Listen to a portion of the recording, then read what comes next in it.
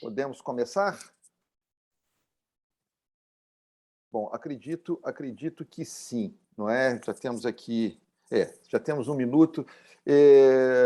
Bom, muito boa noite a todos e a todas que nos veem e nos ouvem neste final de tarde de terça-feira. Um prazer muito grande abrir mais este encontro da Camargo, e desta vez é organizado em conjunto com a Câmara de Mediação e Arbitragem do CREA Minas Gerais, e que tem uma importância muito especial para nós, porque este encontro, pode-se dizer assim, inaugura uma parceria que nós esperamos seja muito exitosa entre dois centros de arbitragem muito importantes em Minas, que são a Camargo e a Câmara do CREA.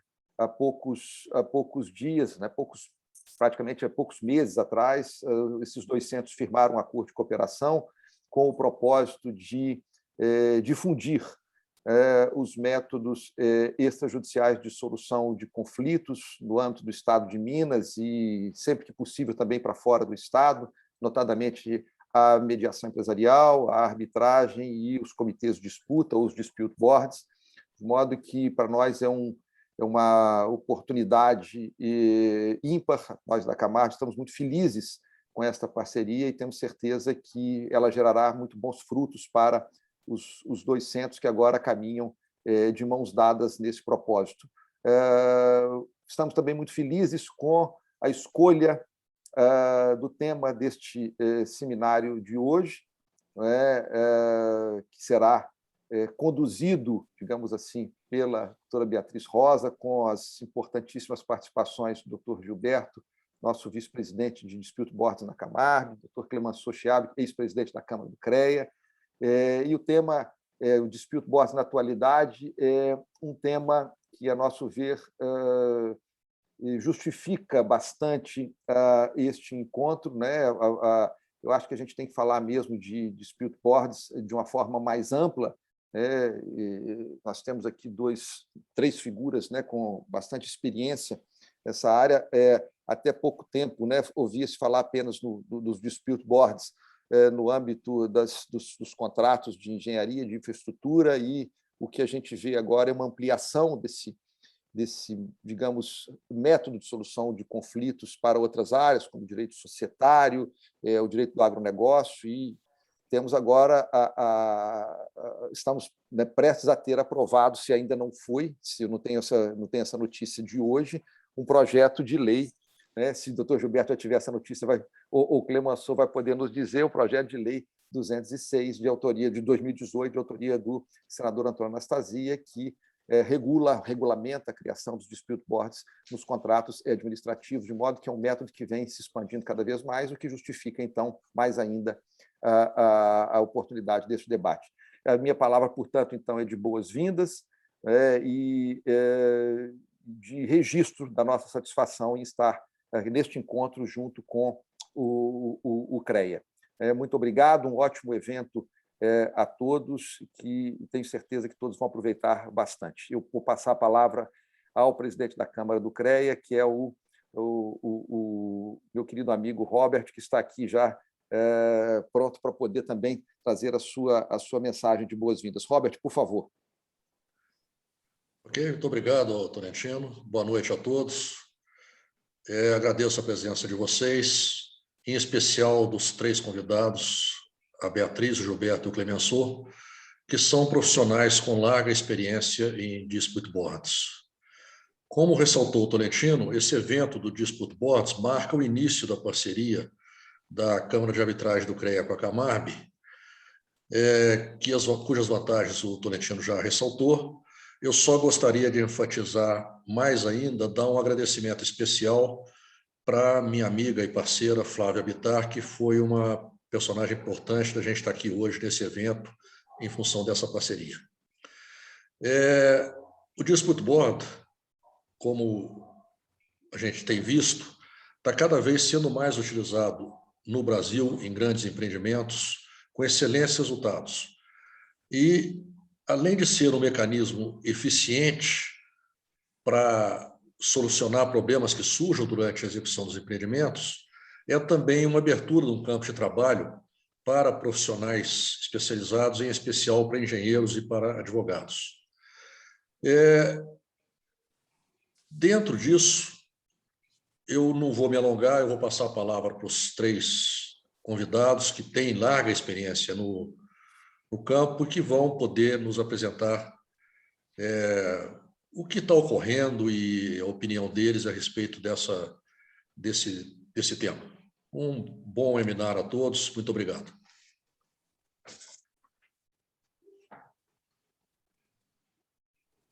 Boa noite a todos e muito obrigada por estarem aqui hoje nos ouvindo.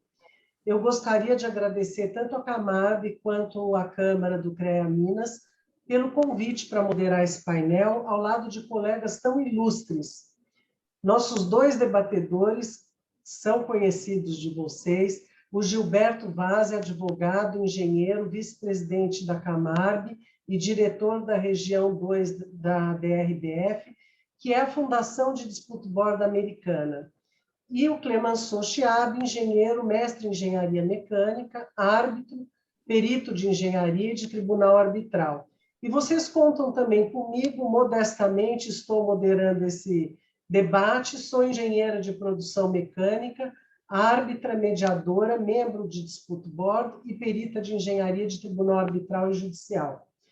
De uma maneira bem objetiva, para que o ouvinte que ainda não conheça o Dispute Board possa tomar contato com o tema pela primeira vez, o Dispute Board, ou Comitê de Resolução de Disputas, como é tratado na Câmara do CREA de Minas, é uma alternativa não adversarial, em que um terceiro ou terceiros imparciais independentes auxiliam as partes no gerenciamento e solução de controvérsias durante a execução de contratos. O Dispute Board surgiu nos Estados Unidos em contratos de construção e são bastante adequados para contratos complexos, como os contratos de infraestrutura. Existem também DBs em contratos de prestação de serviços ou de operação e manutenção. O principal objetivo é solucionar as controvérsias em tempo, próximas do surgimento do conflito, de tal maneira que o contrato não pare ou não comece a se arrastar.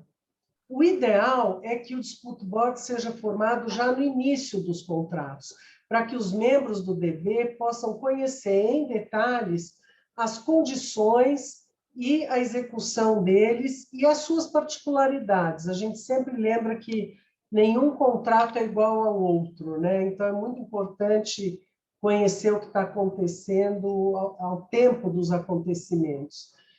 Existem 3 modalidades de DB que podem ser usadas para a solução dos conflitos submetidos ao DB. É importante saber disso. O DB irá dar recomendações ou decisões de conflitos que sejam trazidos a ele para se pronunciar. Existe o comitê revisor, que emite recomendações que podem ou não ser acolhidas pelas partes. Em caso de negação, se vai para a arbitragem ou para o judiciário. É importante saber que essa arbitragem que veio de um DB, os árbitros dela não poderão ser os membros do DB. As partes vão, então, escolher se querem ou não cumprir a recomendação até a decisão final.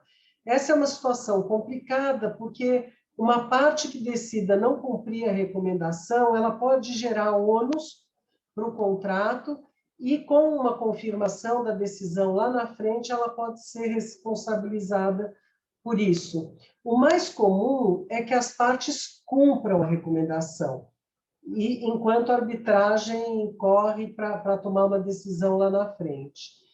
Existe o comitê de adjudicação, que emite decisões, e as partes podem acolher ou não a decisão, recorrendo da mesma forma à arbitragem, mas elas estipulam que as decisões do DB devem ser cumpridas obrigatoriamente até a decisão final. Normalmente é assim que acontece. E, finalmente, existe o comitê misto, que ele pode emitir recomendações ou decisões conforme as condições acordadas pelas partes. Agora, para aprofundar um pouco mais, eu vou perguntar para o Gilberto como é o procedimento de dispute board e como se forma um DB, Gilberto.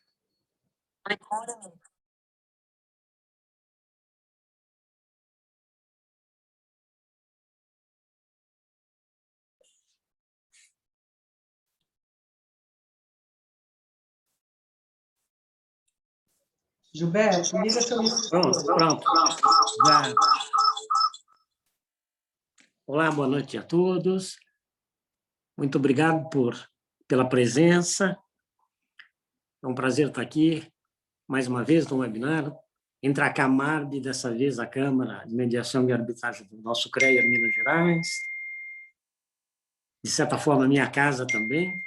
Então, como nós combinamos de tentar manter o cronograma, eu saudo a todos os presentes e vou adentrar já no tema básico e comentar a pergunta aí que a Beatriz acabou de nos fazer.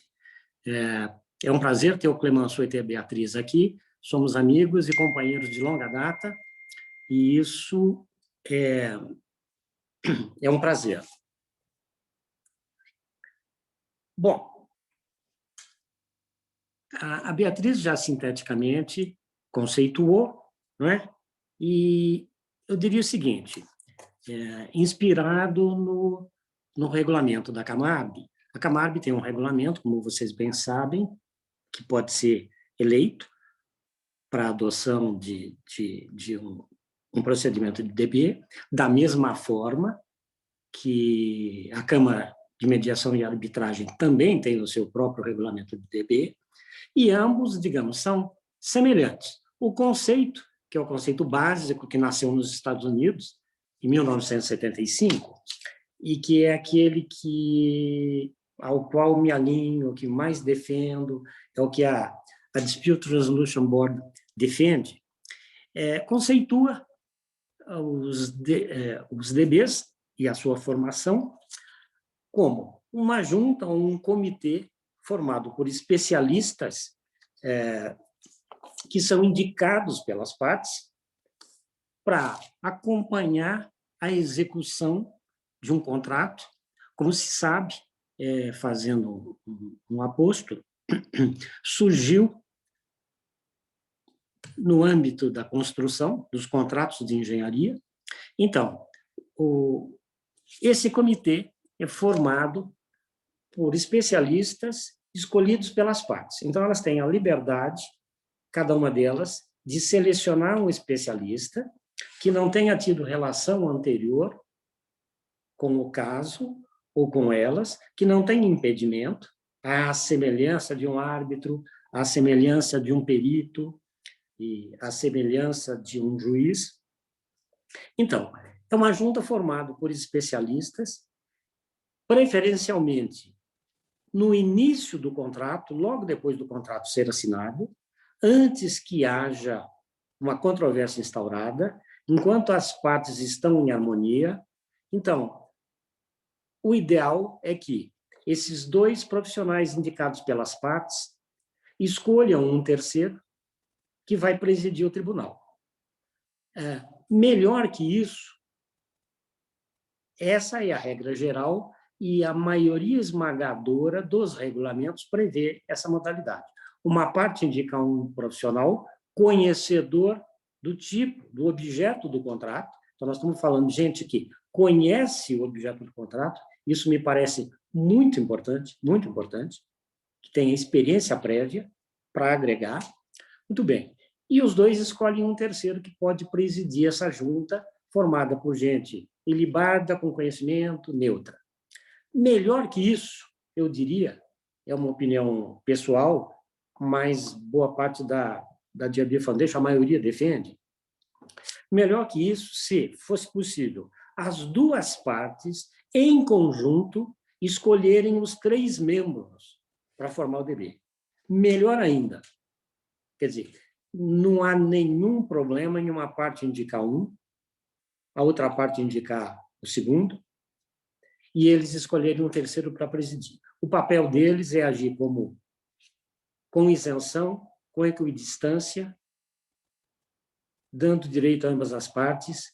E o fundamental é, como surgiu no âmbito da engenharia, são conhecedores do contrato e do objeto, conversando com as partes, e também são conhecedores do contrato e do objeto. O que é que se pretende? Se pretende que, formado esse comitê antes da controvérsia, estabelecido entre as partes um modus operandi, não é? Assinado um contrato tripartite que vai estabelecer... É direito contratual, meus amigos. As partes elegem delegar um terceiro, um grupo de especialistas, o acompanhamento da obra e a composição do litígio, estimulando as partes a se comporem, se não for possível, decidindo a controvérsia em tempo real. Eu gosto muito de fazer um paralelo, que é o seguinte, Beatriz, Clemenceau e os demais colegas que estejam nos ouvindo.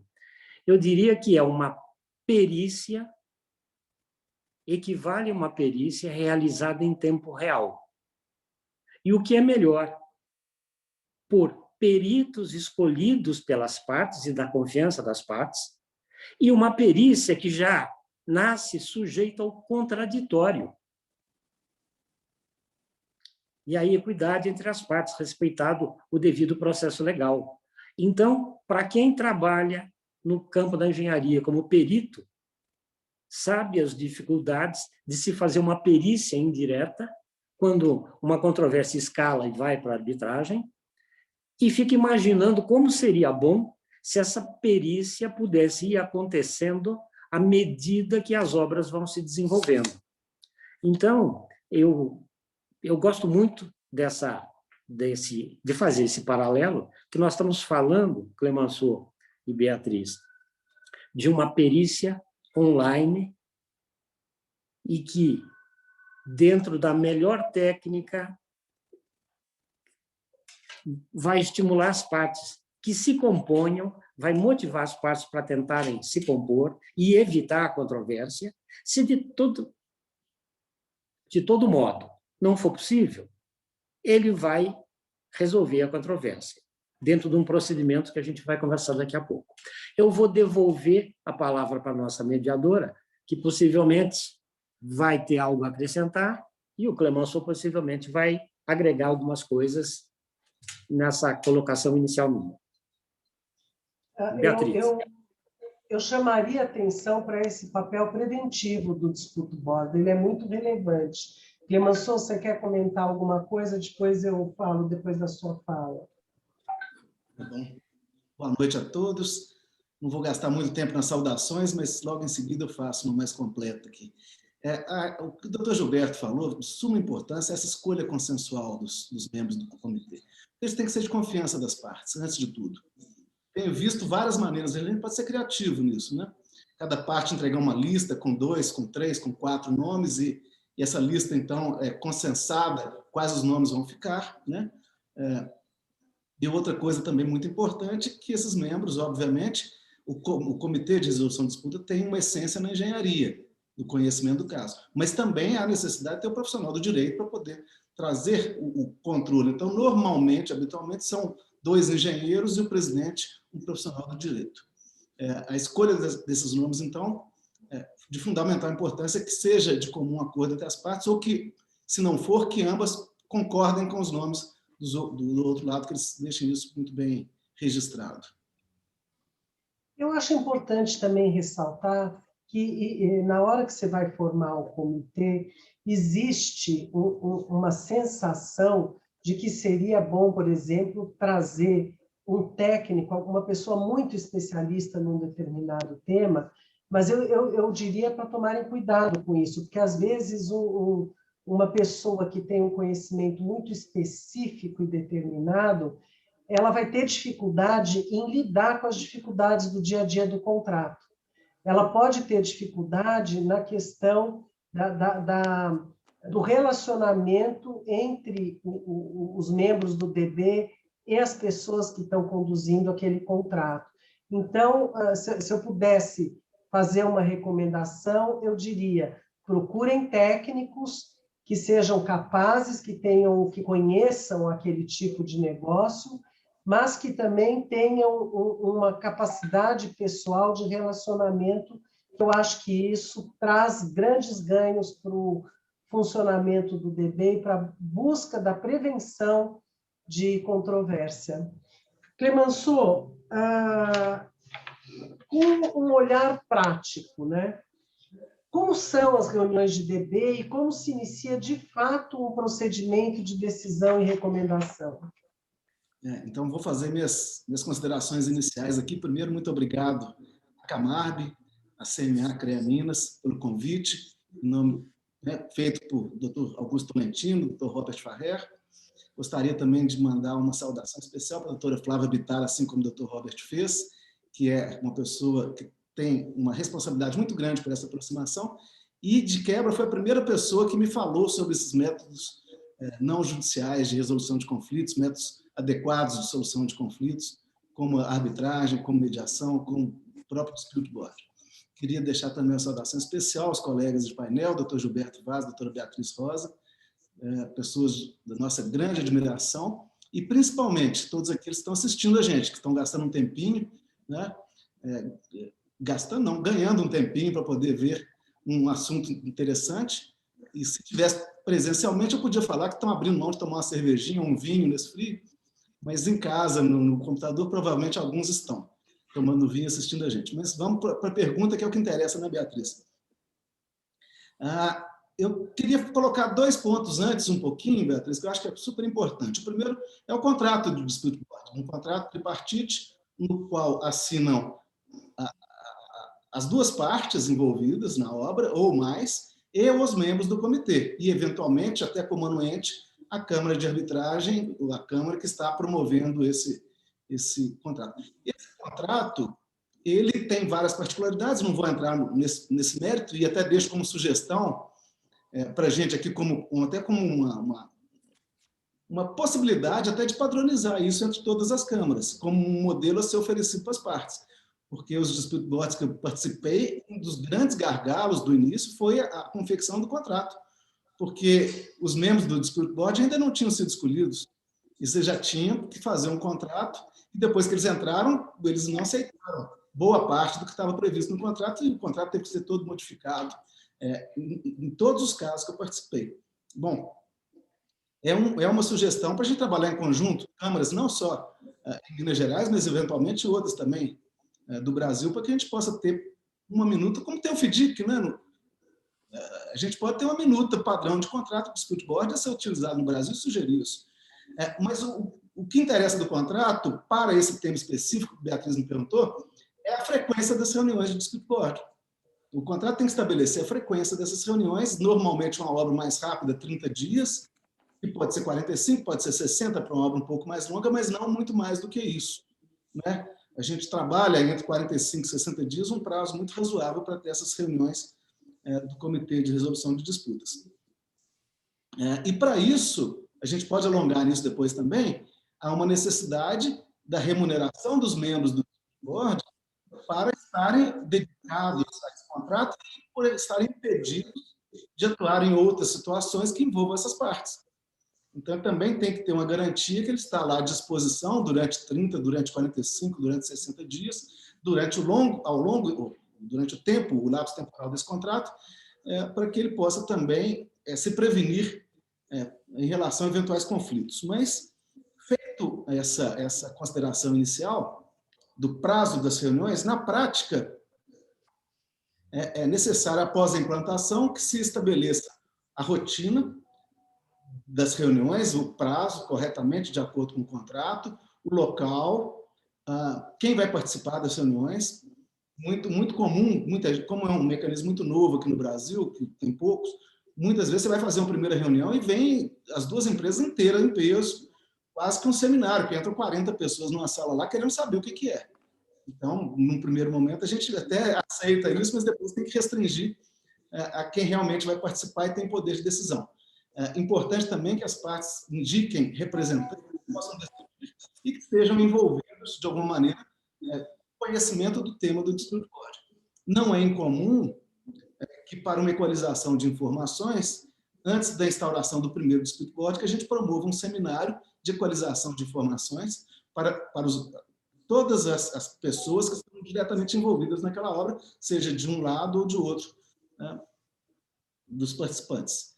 A instauração Bom, uma coisa que a gente pode explorar depois também, né, Beatriz, é que seria importante para os membros do dispute board e também para os representantes das partes que eles tenham conhecimento do que está acontecendo, que a gente tenha acesso a uma documentação prévia, que a gente possa estudar esse documento antes, essa documentação de obra, e que exista um roteiro da reunião, o que vai ser apresentado, em qual sequência, né? Habitualmente por PowerPoint, uma parte apresenta, a outra apresenta, os pontos de eventual conflito também são apresentados, são discutidos, e para haver, já vou provocar o Dr. Gilberto de uma vez aqui, e para haver um procedimento de decisão ou recomendação, o ideal é que o dispute board seja provocado pelas partes. Ele não pode, ou não deve, num primeiro momento, até antes de conversar com o Dr. Gilberto, eu pensava assim, ele não deveria provocar as partes em determinado ponto de conflito, que os membros do dispute board estão vendo, mas talvez as partes não tenham visto que poderia ser demandado. Mas aí o Dr. Gilberto falou, não, eventualmente o comitê pode sugerir isso. Então, eu queria até passar para o Dr. Gilberto um comentário a respeito dessa possibilidade do comitê também demandar ou sugerir a demanda, né? O Clemenceau, é um ponto interessante. Eu acho que muita gente que já esteja familiarizada com o método, olha o método assim, focando essencialmente na solução de controvérsias que já tenham se manifestado entre as partes e que sejam levadas para esse board decidir. E realmente isso acontece muito, é necessário, é a prática. Agora, uma coisa que vem sendo exercida cada vez mais, uma coisa que a nossa DRB Foundation defende muito, é estimular os profissionais a evitarem o litígio, a buscarem provocar as partes para que elas tentem, num primeiro momento, se entender. Colegas aí da plateia remota, e da videoplateia. Dentro dessa lógica, nos contratos de infraestrutura, onde esse comitê é formado no início, antes da controvérsia, e os 3 membros têm notoriedade, têm conhecimento prático e foram aceitos, muito bem. Nesse contexto, depois de assinado o contrato tripartite, de se estabelecer nesse contrato tripartite, quando eu falo tripartite, não é? O próprio regulamento da Camarb tem uma sugestão de contrato tripartite. Ele, de início, as partes já estabelecem um pequeno, em linhas gerais, um procedimento a ser seguido pelo DB ao longo do tempo. Como o DB estuda os projetos de início, as atas de reunião, ele pode pedir e deve receber os relatórios gerenciais com o conhecimento do projeto, do contrato, da responsabilidade das partes, dos cronogramas, ele acompanhando as atas de reunião, ele já vai percebendo, usando a sua experiência, que alguns pontos estão se destacando com visões diferentes das partes. Então, nada impede que, no momento de uma audiência, de uma reunião no campo, não é? De uma visita à obra, não é, que se faz periodicamente, como o Clemenceau chamou a atenção, dependendo do tamanho do projeto, do estágio da obra, pode ser uma vez por mês, uma a cada 2 meses, uma a cada 3 meses, as partes vão combinar e vão saber organizar isso. Muito bem. Essa reunião prévia, como o Clemenceau já sugeriu. As partes já sinalizam aquilo que elas imaginam que merecesse ser debatido numa reunião dessa. Vai ser feita uma vistoria na obra, com as duas partes acompanhando o board, e ele, já tendo tomado conhecimento dos contratos gerenciais e daquelas informações de cronograma e de atas, ele pode, muitas vezes, perguntar se o ponto A e o ponto B, que ele aprendeu nas atas e nas trocas de correspondências recebidas, se esse ponto as partes estão confortáveis em continuar evitando esse ponto, que é possível que ele venha a escalar e possa se tornar uma controvérsia. Será que essas partes não gostariam, elas, entre si, de discutir esse tema? Será que isso não deveria ser enfrentado desde já, antes que escalasse e virasse um problema? Se as partes entenderem que não, está tudo muito bem. Continua-se a vida. Se as partes quisessem discutir, dentro da visão desse board, seria bom, seria prudente. Se elas, então, quisessem discutir informalmente, até nessa própria reunião, e quisessem contar com um aconselhamento inicial, não vinculativo do board, diante do relato, que se elas aceitassem discutir, diante do relato da posição que as partes apresentassem, o board, fazendo perguntas, podia até, se elas aceitassem, vejam bem, ele consulta. Se elas aceitassem discutir e quisessem contar com a ajuda do board, ele podia fazer e estimular uma composição. Essa é a lógica principal que a gente vem na Fundação tentando enfatizar. Estimular as partes a conversarem e até, inclusive, dizendo, vocês não têm que conversar aqui na frente do board nessa reunião.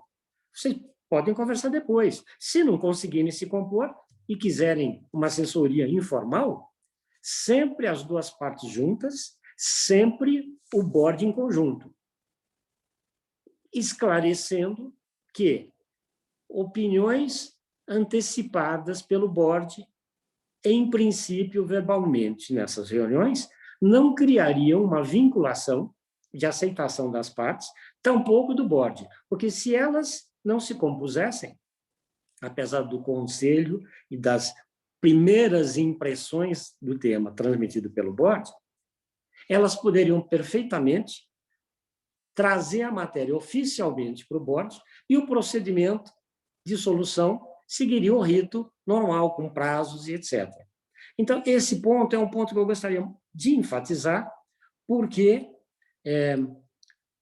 daí a vantagem, né, Clemenceau, não é, Beatriz, da gente ter gente com conhecimento e com experiência naquele tipo de obra, em contratos multidisciplinares, porque é essa experiência antiga de outras obras, de outros contratos semelhantes, é que acende a luz e vê que alguma coisa está começando a pegar, e se as partes continuarem a registrar na ata, que tem um atraso sim, por exemplo, mas esse atraso, no nosso entender do contratante, responsabilidade do contratante, e o contratante diz, sim, temos um atraso sim, mas no nosso entender a responsabilidade não é do contratante, é do contratado. Não é? Isso pode se tornar o ovo da serpente, dali uns 3, 4, 5, 6 meses. Era esse o comentário que eu queria fazer, nesse aspecto. Beatriz, posso... O primeiro, o doutor Gilberto falou, muito importante, a reunião do Dispute Board tem uma ata. E essa ata, a gente sugere que ela seja, desde o início, que ela seja registrada, que ela é não vinculativa.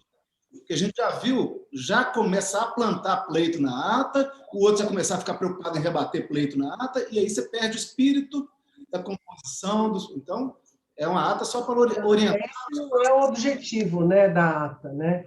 Toda reunião tem que ter pauta de Dispute Board e a ata depois.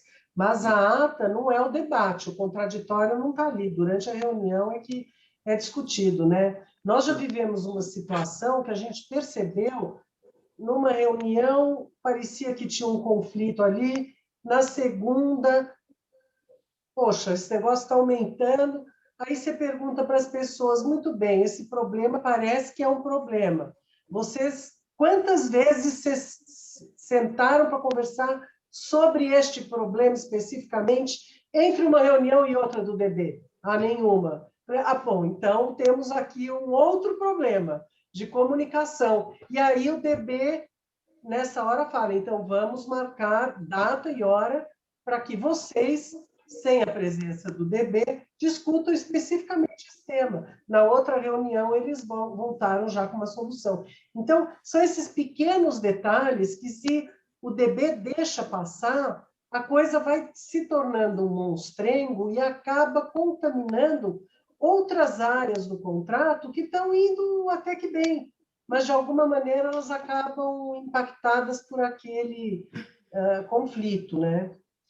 Doutor Gilberto, mais 2 comentários rápidos aqui. E eram só 2, mas você colocou um aqui que é super importante. Que essa possibilidade de conversar, né, é interessantíssimo. No Brasil, a gente tem uma característica de só conversar assunto, faz a ata de reunião e depois só vai tratar de novo na próxima ata. Então, essa preparação prévia, essas pessoas responsáveis pelas partes, elas têm que estar preparadas para poder trazer esse diálogo. E o segundo ponto que o doutor Gilberto trouxe também na fala dele, em relação às visitas. As visitas são de suma importância. Muitas vezes a gente tem uma sensibilidade que não é tratada durante a reunião, mas durante a visita à obra você verifica alguns assuntos muito simples. Beatriz e eu, no mesmo comitê, a gente foi numa obra onde tinha um congestionamento interno. Na hora que a gente foi fazer a visita, de vários caminhões parados, a gente preso ali 30 minutos para poder passar um cruzamento. Então, você já começa a perceber aquelas improdutividades. Ou na hora que você chega na frente, todo mundo de braço cruzado, e está lá conversando, e o trabalho não está andando. Então, a gente percebe algumas coisas desse tipo. Queria fazer só uma sugestão. Tá certo, eu achei que estava espelhado. Se alguém quiser conhecer um pouquinho mais do assunto, esse livro, o Comitê de Resolução de Disputas em Contratos de Construção e Infraestrutura, com vários autores, ele é uma bíbliazinha, foi o primeiro livro no Brasil a ser publicado pelo IBAP, Minas Gerais, do qual eu estava presidente à época, e ele é bem interessante como conceitualmente, para tratar o dispute board. Quem quiser, depois a gente passa a referência. Passa a referência, Clemenceau, no chat aqui, aí todo mundo já, por favor, fica com os dados. Doutor Gilberto, há necessidade de legislação específica para se incluir cláusulas de DB no contrato, especificamente pensando em contratos administrativos? Acho que a notícia já chegou aí para o senhor, não? Sim. Do PL? Sim. Então, vamos... Seria possível a Ana, que está nos apoiando, a Ana da comunicação, aí, compartilhar uma tela aí? Podia ser já a segunda tela, por favor, Ana. Muito bem, meus amigos. Eu vou responder a provocação que a Beatriz fez, que é uma provocação relevante, não é verdade? Todo mundo que está envolvido em disputas de contrato, com certeza conhece a arbitragem, sabe que a arbitragem tem um marco legal, a lei de arbitragem. Essa lei de arbitragem, então, estabelece um regulamento, foi considerada constitucional, é uma lei boa, moderna, foi revisitada recentemente, mas já era uma boa lei, e foi ajustada, explicitou que a administração pública pode e deve se submeter à arbitragem. Então, nós temos um marco legal. Até então, até relativamente pouco tempo, nós não tínhamos um marco legal para esse método, para os dispute boards. Como eles nasceram no meio saxônico, nos países de common law, onde o contrato tem uma força muito grande e eles têm um formalismo menor do que nós, do direito, países de Código Civil, Para eles, isso nunca foi um problema maior, embora também tenham lá suas dificuldades de vez em quando, mesmo nos Estados Unidos. No nosso caso, nós, com a herança do direito administrativo, estamos vinculados ao princípio da legalidade, não é? A administração pública só pode fazer aquilo que esteja previsto em lei. Então, isso sempre foi, até uns anos atrás, um problema que tinha que ser lidado com muito cuidado, não é?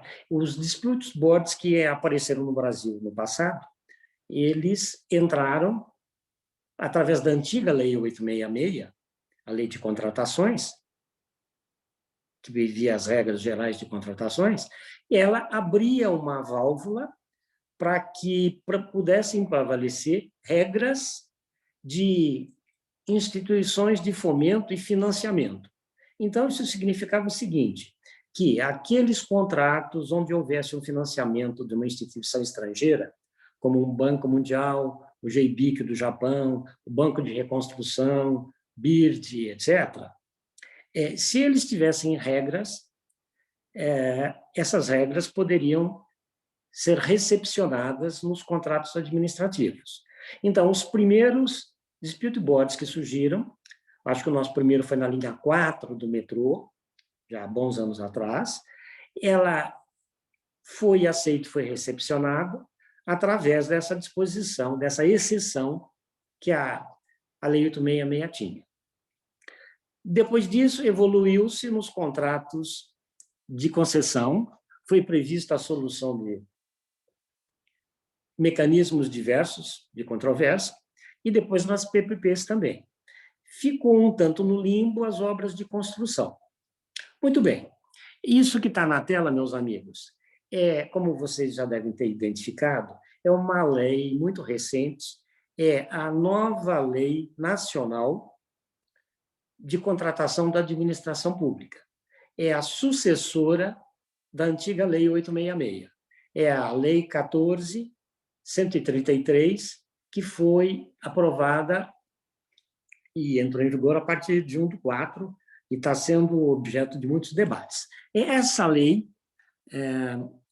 prevê, no seu artigo 138, ela já recepcionou e já incorporou os DBs como uma modalidade de solução alternativa de controvérsia, equiparando-a, por exemplo, à arbitragem que já era recepcionada anteriormente. Então, eu vou ler 3 artigos dessa lei que é bastante nova, provavelmente boa parte de vocês já os conhecerá. A extinção do contrato, falando de um contrato administrativo, poderá ser consensual por acordo das partes, por conciliação, por mediação ou por comitê de resolução de disputas, desde que haja interesse da administração. No seu item 3, esse artigo ainda fala: determinada por decisão arbitral, em decorrência de cláusula compromissória ou compromisso arbitral ou por decisão judicial. Eu queria... Ana, por favor, você segue para o slide seguinte. O artigo 151 da mesma nova lei, que é nacional, aplica-se a todos os entes da federação, municípios, estados, administração pública federal e os respectivos entes. Nas contratações regidas por essa lei, poderão ser utilizados meios alternativos de prevenção e resolução de controvérsias, notadamente conciliação, mediação e o Comitê de Resolução de Disputas e Arbitragem. Então, explicitou, existe agora um marco legal de uma lei que vale para todo o território nacional, para a administração pública, que admite e reconhece o Comitê de Resolução de Disputas ou Controvérsias como um dos mecanismos para solucionar. Esclarece num parágrafo único, não é, que será aplicado o disposto no caput, as controvérsias relacionadas a direitos patrimoniais disponíveis, como as questões relacionadas a equilíbrio econômico-financeiro, inadimplemento de obrigações e cálculo de indenizações. Eu gostaria de fazer um registro aqui. Eu e os meus colegas de escritório tivemos uma satisfação muito grande de colaborar com essa inclusão e menção explícita nessa lei nacional dos dispute boards. Eu quero fazer uma menção nominal à Renata Faria Silva Lima, que é sócia no escritório, somos parceiros de trabalho há 20 anos, ela tem 20 anos no escritório, ela trabalhando com a OAB, na OAB de Minas Gerais, no Comitê de Direito Administrativo, ela liderou os contatos que foram feitos com o Congresso de forma a explicitar e incluir o Comitê de Resolução de Disputas. Esse último adendo não fazia parte do projeto original, isso foi acatado, foi aprovado e virou lei. Então, Beatriz, eu acho que a gente agora está muito bem servido. Eu queria, por favor, o outro slide. Por favor, Ana. E olha que coisa interessante para nós que estamos aqui conversando a respeito disso, que temos interesse em construção e infraestrutura, contratos administrativos. Olha, o artigo 153 da lei ainda prevê que os contratos poderão ser aditados para permitir a adoção dos meios alternativos de resolução de controvérsias. Então, olha que maravilha, que até então era uma coisa que era difícil de prevalecer, que era o princípio da vinculação do edital. Então, se não nascesse no edital uma cláusula que previsse DB ou arbitragem, etc., se questionava, tribunais de conta e outros órgãos de controle, se aditar um contrato e incluir uma cláusula dessa, de resolução através de um meio alternativo, inclusive o DB, ou a arbitragem, ou a conciliação, se isso não seria uma bula do edital. Pois bem, essa lei veio resolver isso, Beatriz. Então, eu fico muito satisfeito. O próximo slide.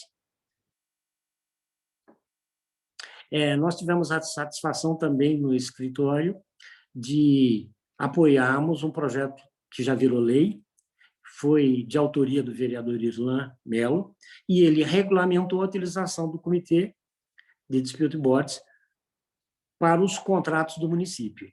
Essa lei foi aprovada em 2020, os meus colegas de escritório, todos participamos, defendemos audiências públicas, minutamos a lei, pretendemos aprimorá-la, incluindo nela algumas coisas que a lei paulista, a lei do município de São Paulo, não incorporou, e, no nosso entender, e da Fundação, deixariam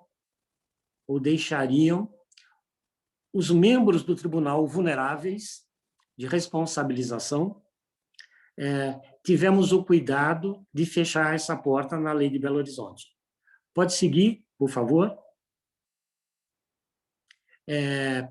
Da mesma forma, estamos apoiando, aqui para o Estado de Minas Gerais, um projeto de lei, que é esse que está na tela, que é patrocinado pela deputada Laura Serrano, que, da mesma forma, prevê regulamentar os comitês para valer para todas as empresas do Estado de Minas Gerais. Por favor, pode avançar. A última. E tínhamos, até então, foi um trabalho hercúleo, né? Tínhamos, em 2018, com esse projeto de lei, de autor do nosso estimado senador Antônio Anastasia, emérito, professor e doutor de Direito Administrativo, que propunha a regulamentação e a instalação dos comitês de prevenção e dissolução nos contratos administrativos continuados celebrados pela União. Esse projeto de lei nasceu, de início, como uma cópia da lei municipal, da lei de São Paulo, e trouxe alguns inconvenientes que a lei de São Paulo tinha, que depois, num outro webinar, ou até no final, eu poderia até comentar rapidamente. Então, nós que militamos na área, ficamos preocupados, pedimos uma audiência com o senador, que nos recebeu, explicamos as nossas motivações e os inconvenientes que existiam na lei. Ele compreendeu com uma facilidade muito grande, porque é professor na matéria, e nos deu, o que nos honrou muito, nos deu a oportunidade de minutarmos um projeto alternativo, que ele acatou, patrocinou e encaminhou. Pode continuar, por favor. Quando eu preparei esse documento, eu mostrava que a situação atual, né, o relator atual é o senador Carlos Portin. Ele estava para ser julgado no plenário, já tinha tramitado, estava incluído na ordem do dia com chances de ser votado hoje.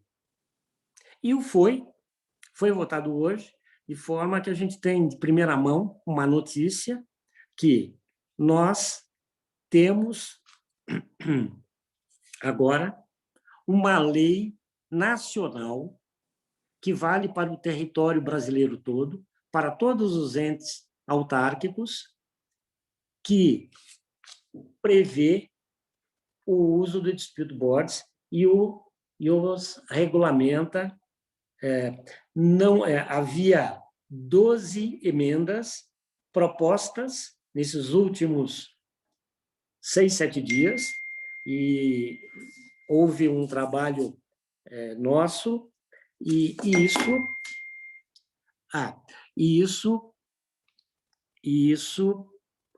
foi vencido, e acho que se chegou a uma colocação. Eu cometi um equívoco, que foi o seguinte: ele foi aprovado no Senado por uma maioria esmagadora, mas ele tem que passar pela Câmara. Nós não podemos esquecer, era esse o equívoco que eu estava deixando de enfatizar.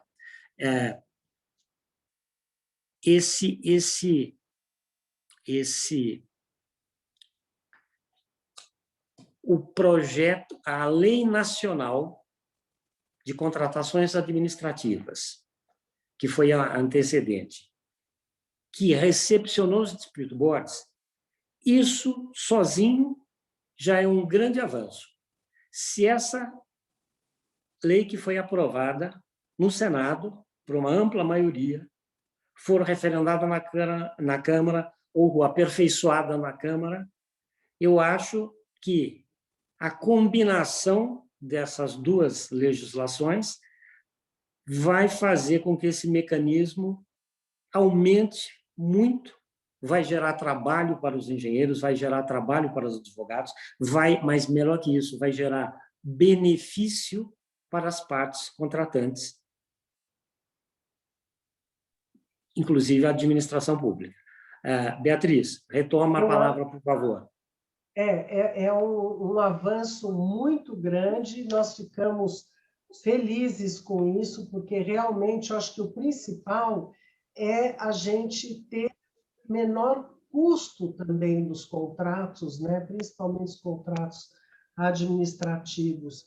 E Clemenceau, eu queria que você falasse um pouco da relevância das visitas aos locais das obras. Você já pincelou um pouco sobre isso, né, da atividade do DB, e como que os DBs atualmente estão se saindo em relação às reuniões e visitas virtuais, que, infelizmente, nessa fase que a gente está vivendo, elas estão sendo mais comuns do que deveria, né? Obrigado, Beatriz. Ótima notícia, doutor Gilberto, excelente, que uma lei que provavelmente vai ser aprovada na Câmara dos Deputados venha a regulamentar esses contratos da União com a possibilidade do uso do nosso dispute board. E isso também vai dar como exemplo para que isso possa ser também difundido nos estados, nos contratos estaduais, como o senhor fez aqui, está ajudando. A deputada Laura Serrano está relatando uma lei similar em Minas Gerais. Mas vamos para as visitas. Eu comentei rapidamente sobre a importância das visitas no Dispute Board, e como disse também no início, como o Dispute Board ele tem uma essência da engenharia para resolver problemas durante a execução do contrato, essas visitas são de fundamental importância. O Dr. Gilberto também mencionou, como se fosse uma perícia em tempo real. Então, essas visitas trazem aquele conhecimento, e é bacana, porque o profissional do direito também, a partir do momento que ele começa a fazer a visita à obra, ele começa a entender o problema de um outro viés, que não só documental, né? E, principalmente, o acompanhamento, a evolução disso ao longo do tempo. Os problemas que vão acontecer, A gente até tinha dúvida se a gente faria visita num primeiro momento, antes ou depois da reunião, mas a gente achou que era mais prudente que essa visita fosse feita antes da reunião, para você já estar embasado com as informações da visita antes da reunião. A parte logística dessa visita, se a obra for muito longe, muitas vezes ela prejudica reuniões. Você tem que ficar 1 dia, 2 dias a mais na reunião do comitê, porque praticamente, bom, pensando assim, você tem uma obra lá no interior do Maranhão, você tem que sair daqui, ir para lá, pegar um carro, até chegar, dá tempo de fazer a visita no primeiro dia, não dá, né? Então a gente tem que pensar bastante nisso para programar isso. E também, depois da reunião, o pessoal já quer ir embora, começa a querer fazer aquela visita muito rápida, né? O pessoal já fica doido para ficar livre do comitê, o pessoal de obra, porque o pessoal de obra é pauleira, quer trabalhar em outras coisas, o pessoal de obra acha que perde tempo fazendo reunião, né? Eles gostam de estar lá no campo, mas o que interessa é isso. E quando veio a pandemia, eu estava auxiliando em 2 dispute boards, e ninguém sabia o que fazer. E agora? Como é que nós vamos fazer as reuniões? Vai ter, não vai ter? Como é que vai fazer a visita à obra? Então, gastou-se um tempinho para poder criar algum mecanismo nesses dispute boards para que a gente pudesse, de alguma maneira, fazer a reunião de modo virtual, para não perder a frequência, e a visita feita por meio de drone, virtualmente também, com acompanhamento. Então, que a gente, num primeiro momento, isso foi gravado, a imagem da obra de drone, e as duas partes concordando que aquela imagem era atual, né? Existe hoje também uma possibilidade de fazer isso em tempo real, e você pede para a pessoa que está operando virar para determinado lado ou virar para determinado lado. Isso também já aconteceu numa outra situação comigo aqui. E as reuniões virtuais, elas têm tido alguma frequência, no primeiro momento, uma frequência mais longa, mais espaçada, porque a obra ficou praticamente parada durante a pandemia, durante o começo, com poucas atividades. Depois que ela foi retomando as atividades, essas reuniões voltam a ter um prazo relativamente razoável, mas nunca igual ao presencial. Eu, pessoalmente, entendendo o lado da pandemia, entendo que foi a melhor solução.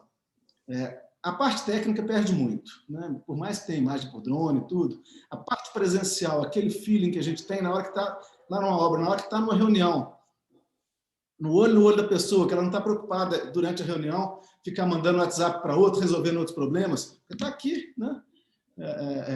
Mas era o caminho possível, né? E esse caminho hoje tem sido utilizado, não só nos dispute boards, mas nas audiências de arbitragem também. Esperamos aí que muito em breve, com todos vacinados, com saúde, que a gente possa voltar à rotina, que seja, não todas, mas ter alguma rotina de visitar a obra, e com o ganho já que nós, na marra, né, aprendemos a trabalhar virtualmente. Era muito distante isso na nossa vida, e hoje virou rotina diária trabalhar e fazer eventos até virtualmente. Clemenceau, eu acho que é muito importante da sua fala, não só essa, mas as anteriores, a gente chamar atenção para alguns aspectos. No mundo inteiro, as visitas virtuais e as reuniões virtuais de DB, elas estão acontecendo. Mas a gente percebe que todo mundo teve a mesma, pelo mundo afora, nas conversas que a gente tem com o DRBF, a sensação de que se perdeu algo, né? Você perde um grau de sensibilidade, o que significa que você tem que intensificar a quantidade de reuniões virtuais para você poder recuperar um pouco justamente essa sensibilidade que a gente acaba perdendo. Porque, embora o membro do Dispute Board ele tenha contato com os papéis o tempo todo, ele recebe programação, recebe as atas de reuniões e tudo, justamente nas entrelinhas, né, aquilo que não está escrito, mas que a gente percebe de uma fala das pessoas, isso justamente a gente perdeu e a gente vai ter que recuperar. Com relação às filmagens também, fotografias, os membros eles têm que dizer o que ele quer ver, porque, de repente, as partes, até de comum acordo, podem não mostrar alguma coisa que está lá e que depois vai virar um problema enorme. Então, os membros também têm que, ao estudar os documentos, saber o que ele quer ver, né, para poder ter efetividade. E também eu queria ressaltar a importância de se manter os membros informados o tempo todo o que está acontecendo durante o contrato. Não é para que os membros exijam do contrato e das pessoas documentos especiais, não é isso. Mas aqueles documentos que já são gerados normalmente em obra, eles devem ser sempre alimentados para que os membros possam ter contato e poder estudar, e estar melhor preparados para as reuniões e poder fazer as perguntas adequadas, e realmente colaborar e poder ajudar naquele contrato. A gente tem um tempinho ainda, né? Foi nos dado um pouco mais de tempo, né? Eu perguntaria para o doutor Gilberto a estrutura e os cuidados das audiências já com o procedimento de decisão e recomendação em andamento. Os riscos disso não virar uma mini arbitragem, né? E como normalmente se dá a audiência após o DB ter sido solicitado a dar uma decisão ou recomendação. Beatriz, Clemenceau e demais colegas, esse é um ponto interessante. Eu acho que as audiências, elas, dentro da conceituação da Fundação e dos outros estudiosos do DB, ela não deve se confundir e se espelhar numa audiência arbitral. Primeiro, que o que se espera de um DB é uma informalidade maior. Um rigor no equilíbrio, no contraditório, em ser equitativo, no ouvir e nas oportunidades às partes, mas, em princípio, é claro que isso é aberto. Não há dúvida que, se as partes quiserem convencionar uma série de detalhes, elas podem. Agora, se tiver começado bem o DB e se tiver sido estabelecido no início, na assinatura do contrato tripartite, procedimentos básicos a serem seguidos, para evitar, facilitar controvérsia, mas para resolvê-las, muito bem. Da mesma forma, a audiência devia ser desenhada dessa forma. A experiência acaba ensinando que, antes da audiência as partes referem a matéria ao tribunal, ao DB, ele vai ter que examinar. Para examinar, além da documentação escrita, dos fundamentos, da legislação contratual e de outros dados que eles precisem aportar, o que aportam por escrito, com a posição das partes, ele deve fazer uma pré-audiência para combinar procedimentos. Como é que vai se funcionar na audiência? E tentar, o mais possível, mantê-la informal. Então, primeiro, que, além da posição escrita das partes, com os documentos que caracterizem a controvérsia, né, ele vai estabelecer quem as partes pretenderiam apresentar e ter acesso nessa audiência. Então, eu acho que não se deve marcar audiência e deixar as partes com muita liberdade. É preciso, previamente, o DB conversar com as partes e combinar com as partes o procedimento que vai ser adotado. Em princípio, não se grava a reunião, não se faz estereotipia da reunião, existe uma informalidade e o DB busca que haja franqueza no debate. Então, as partes, ele costuma estimular que é necessário que participem dessas audiências, além do corpo gerencial da obra, além das pessoas que possam ajudar a esclarecer os fatos, que haja a presença da administração que fique fora do site. Normalmente, as partes se reportam às suas respectivas matrizes e o poder de decisão ele não está totalmente no gerente do projeto. Muitas vezes, ele está acima, é muito comum. Então, ele tem que estimular essa recomendação, essa tentativa de trazer para a mesa o pessoal de fora da obra, aqueles que decidam, ela vale, inclusive, para as reuniões mensais. Por quê? Nessas reuniões, se vai estimular a conversa e eventual acordo, é preciso que haja gente com poder para poder decidir, com maior razão na audiência. Então, combinar, por exemplo, ter a lista prévia anunciada de quem vai participar. Acho que tem que estimular o pessoal da obra a participar, encarregados, se for o caso, para depor sobre os fatos, os gerentes das partes, estimular que as partes apresentem o caso, que tentar evitar que elas deleguem a advogados de fora a apresentação do caso, porque isso já induz a uma dificuldade, porque os advogados têm uma tendência de tratar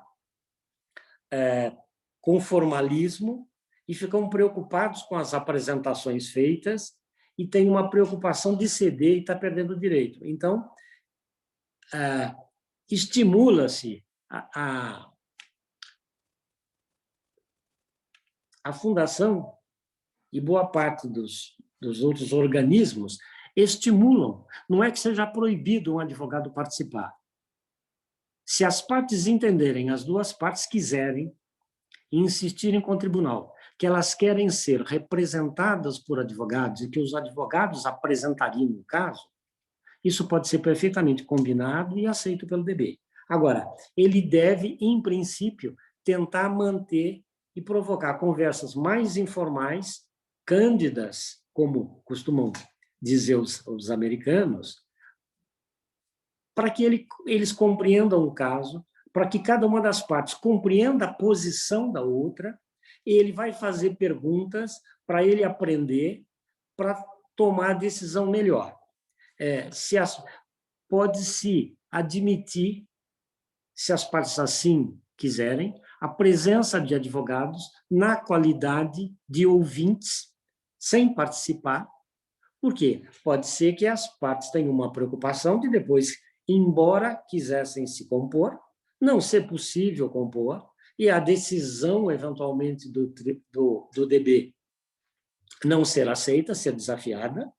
Então, que eles gostariam de ter um advogado para acompanhar e ouvir o que está acontecendo, porque pode ser que no futuro ele tivesse que intervir no caso. Mas, quanto menos formalismo, gravações, e quanto melhor se preparar e combinar com as partes previamente, melhor deverá correr a reunião. Esses seriam os comentários que eu agregaria. Naturalmente, Clemenceau e você terão outras coisas a adicionar. Clemenceau, posso te fazer uma pergunta da nossa audiência? É duas. Duas, então vamos lá. A pergunta da Flávia Bittar, sobre o tom de uma recomendação. Nesse caso, o DP não decide, apenas recomenda, mas não deve apontar sua opinião a respeito do pleito submetido? Beatriz, interessante, Flávio, obrigado pela pergunta. É uma questão que acontece eventualmente no Dispute Board. Como separar se vai ser recomendação, se vai ser decisão, se vai ser o misto, né? Então, o próprio contrato estabelece qual que é o nível de atuação do Dispute Board. Se ele puder fazer recomendações, um dos exemplos que a gente dá, muitas vezes é muito difícil e oneroso quantificar um pleito. Então, você pede uma recomendação ao comitê se aquele pleito teria, eventualmente, um mérito reconhecido. Se o tribunal direcionar a recomendação, porque não seria razoável aquele pleito, a empresa não vai gastar essa energia, esse recurso todo para poder quantificar esse pleito. Esse seria um bom uso de uma recomendação, por exemplo. Então, Gilberto pode dar outros exemplos, se quiser.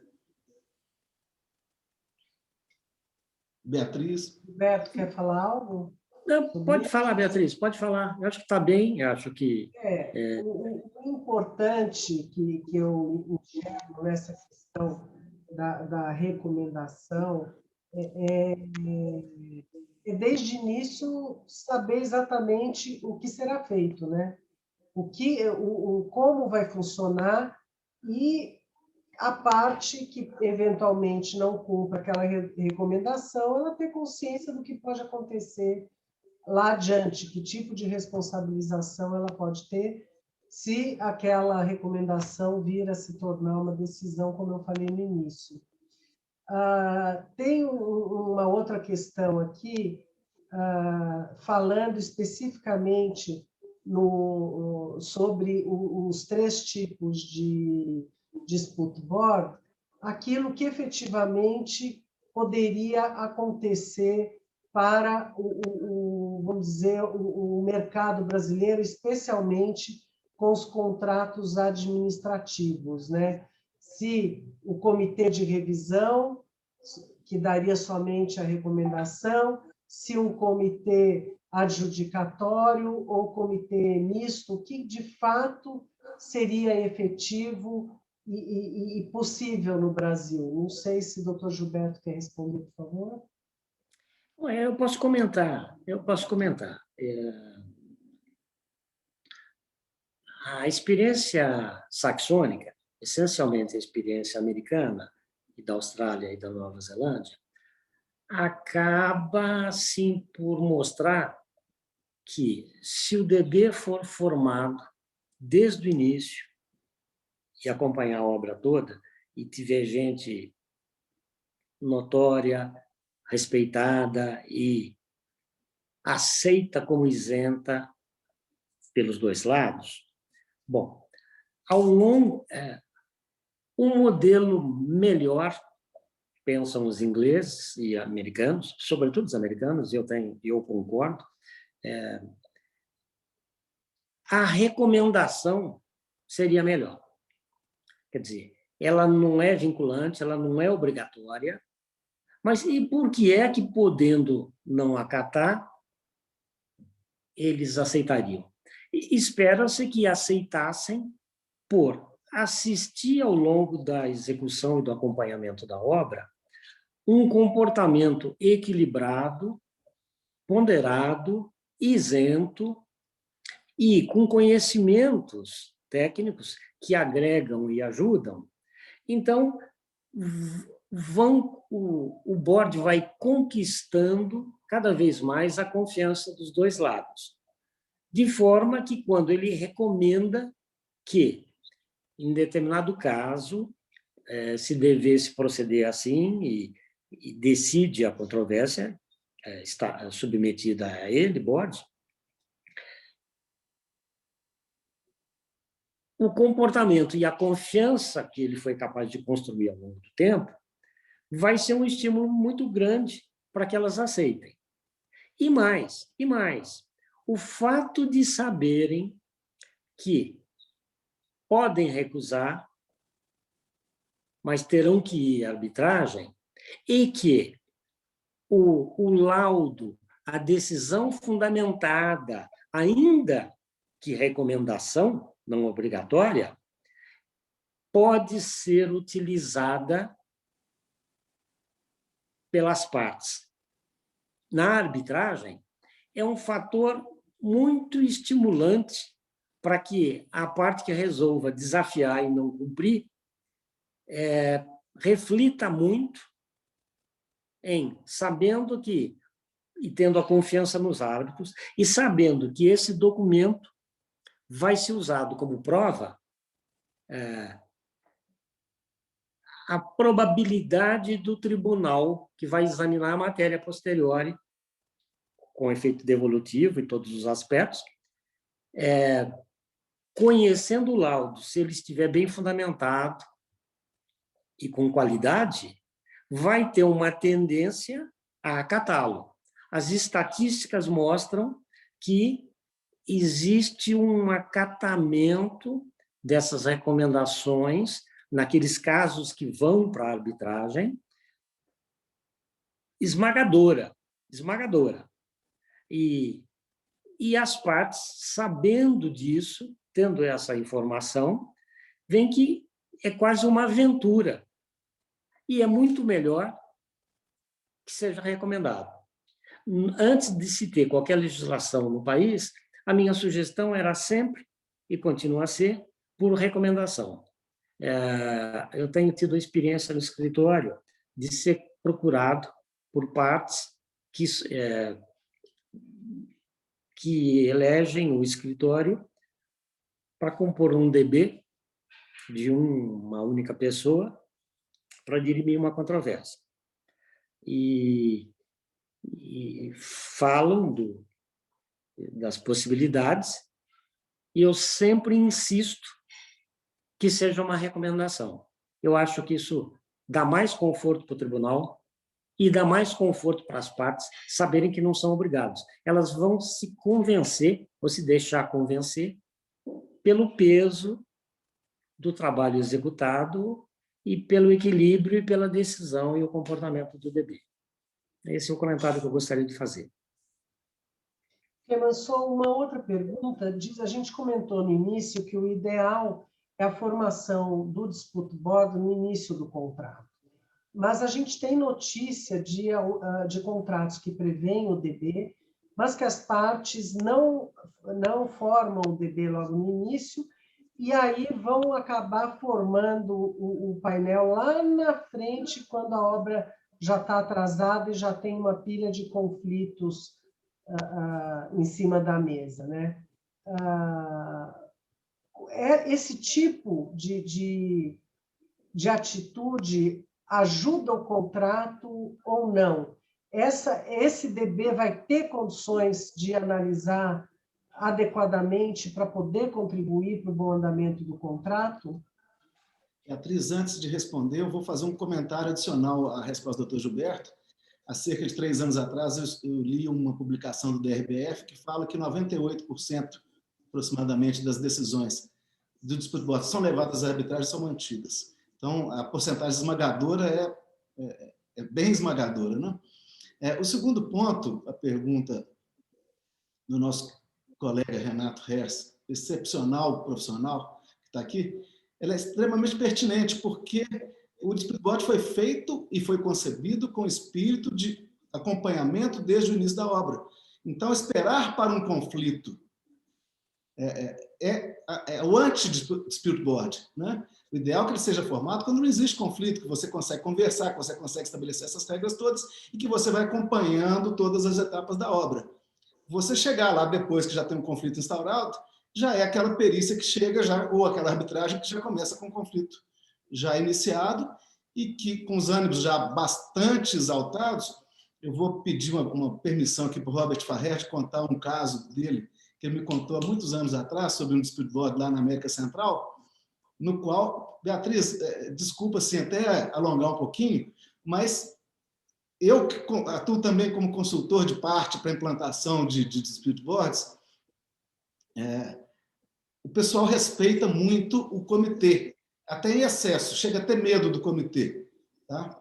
Então, uma das maneiras que Robert me contou que resolveu um problema entre uma empresa europeia e outra caribenha foi colocar justamente esse medo que eles tinham do dispute chegar e achar a obra cheia de problema, de tentar sentar com cada um com sua pilha de problema e ir resolvendo olha, vão trocar esse por aquele, e vão tentar deixar. Aí chegava o comitê lá para fazer a visita à obra e a reunião, e cadê os problemas?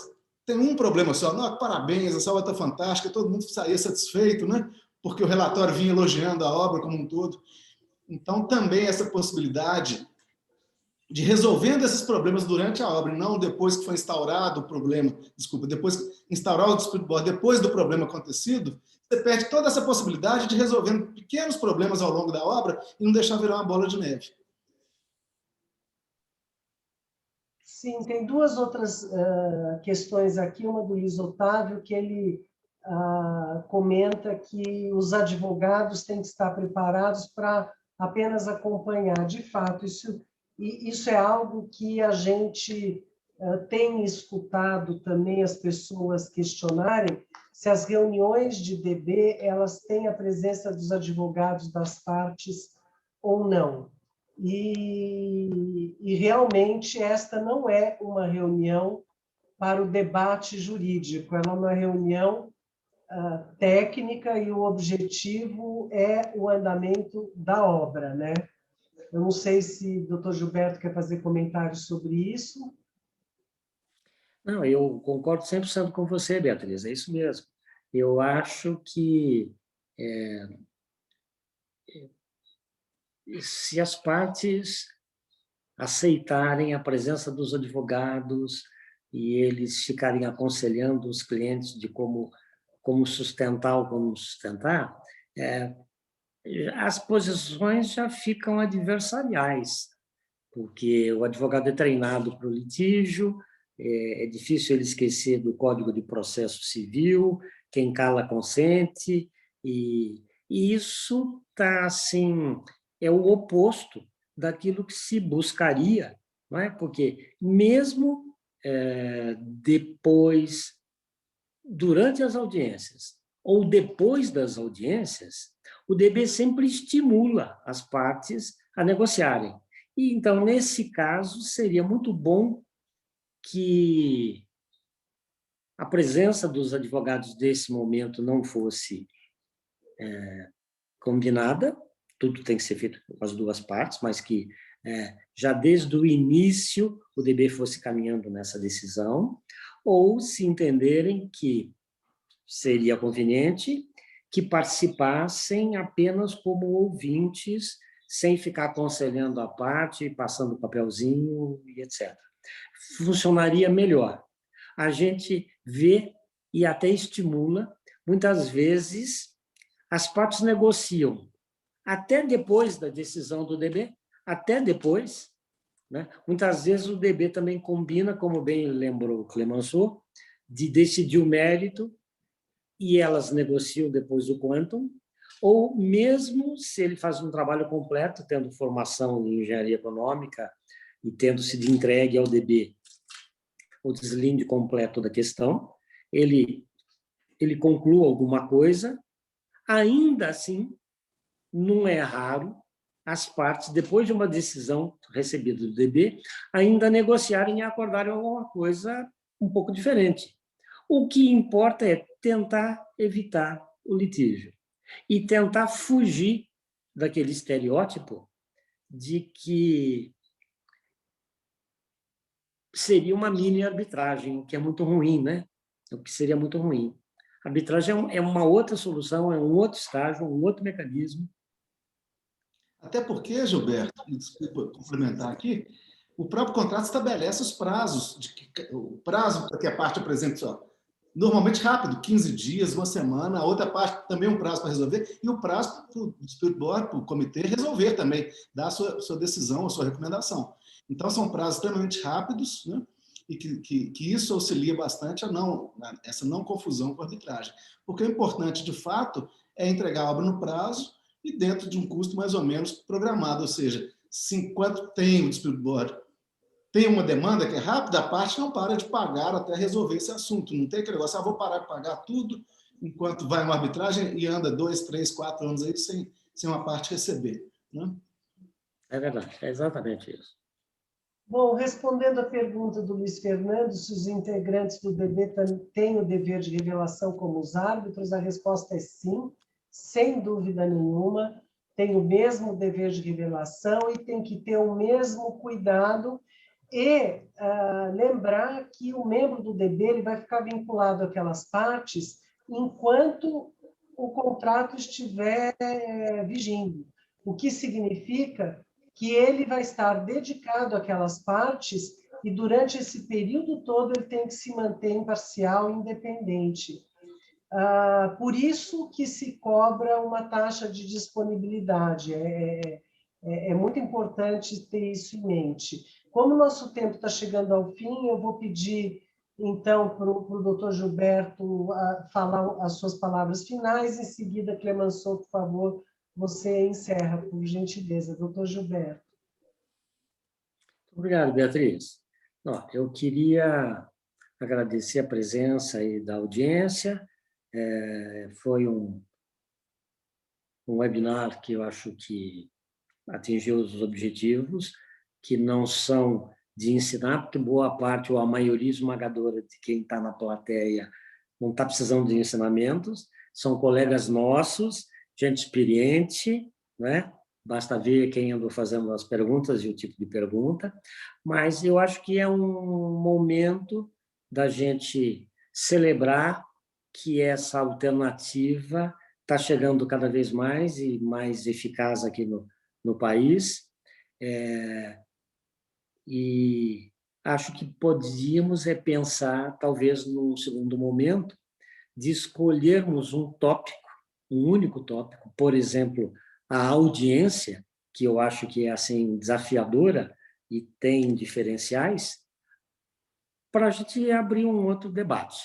Então, nesse momento, eu queria agradecer a oportunidade que a Camab nos deu, que a Câmara de Mediação e Arbitragem do CREA nos deu, o Augusto Tolentino, representando a Camab, o Robert Farrer, amigo e colega antigo, colegas de trabalho junto em obras, ter a Beatriz, que já nos conhecemos há muito tempo, do Instituto de Engenharia e dos DBs, encontrando aí por esse mundo afora, né, Beatriz? Experiente, o Luiz sempre acompanhando-a, e Clemenceau, um prazer compartilhar com vocês, e só tenho a agradecer, muito obrigado. Meu registro, a Flávia, que tem sido mestre, não só trabalhando como árbitra, tive o prazer de sentar num tribunal com a Flávia, e foi admirável o trabalho dela, mas, mais do que isso, articulando e aproximando instituições e pessoas. Então, foi um prazer estar com vocês. Muito obrigado. Beatriz, Gilberto, também uma alegria muito grande a toda a equipe da Camargo, da Semear CREA, Minas, Robert Augusto. Um recado final. O Dispute Board hoje no Brasil, ele está começando a querer engatinhar, né? Eles já começaram antes, a gente ouvia falar de um caso, de 2 casos, agora você já começa a ouvir falar de outros casos, lá no Pará está tendo, Espírito Santo está tendo, Minas Gerais tem mais alguns, e no instante você começa a perceber que isso vai começar a tomar corpo. Então, super importante essa preparação nossa, o conhecimento nosso adquirido nesse mecanismo, porque ele não está substituindo nenhum outro que existe. Ele está entrando para poder facilitar a obra, né? Então, é um mercado de trabalho, como o Robert falou, interessante que a gente possa estudar e deixar ele muito bem feito no começo, para gerar uma boa impressão para os contratantes do Dispute Board, que ele ajude a resolver os problemas da obra de fato, né? Isso é o recado que a gente deixa aqui. E, mais uma vez, obrigado a todos aí, pessoal que ouviu até agora. Nosso parabéns para vocês, por ter nos aguentado esse tempo todo. Agradeço a todos vocês, a Camargo e ao CREA Minas, que a gente tem participado juntos aí em Dispute Boards, e a gente tem podido compartilhar o conhecimento de muitos e muitos anos de experiência no mercado, não só de perícia, mas na execução mesmo de contratos. Eu acho que É bastante importante isso, né? O membro de Dispute Board, ele não pode ser teórico, ele tem que ser alguém que põe a mão na massa, que já pôs a mão na massa e conhece as dificuldades que acontecem no dia a dia da obra. Boa noite a todos, muito obrigada. Boa noite.